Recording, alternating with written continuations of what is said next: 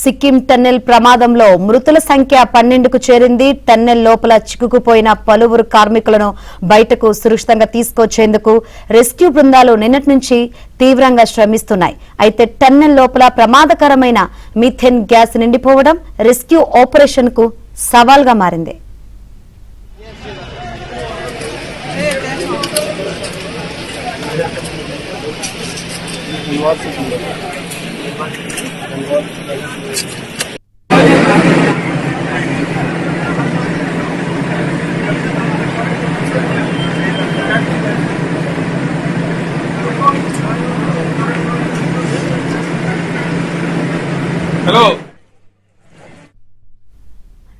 నమాచిలో నిర్మాణంలో ఉన్న టన్నెల్ బయట భారీగా కొండచర్యలు విరిగిపడడంతో ప్రమాదం జరిగింది. కొండచర్యలు విరిగిపడడంతో భూమి రాళ్ల పొరలు జరిగి మీథేన్ గ్యాస్ బయటకు విడుదలైనట్లు భావిస్తున్నారు. గ్యాస్ ప్రభావం వల్ల సహాయక చర్యల్లో పాల్గొంటున్న పలువురు రెస్క్యూ సిబ్బంది సైతం అస్వస్థతకు లోనయ్యారు.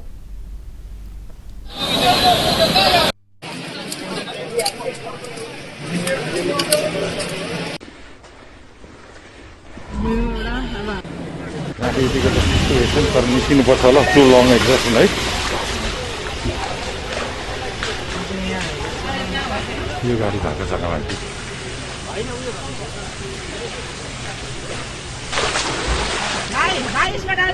Nobody's here.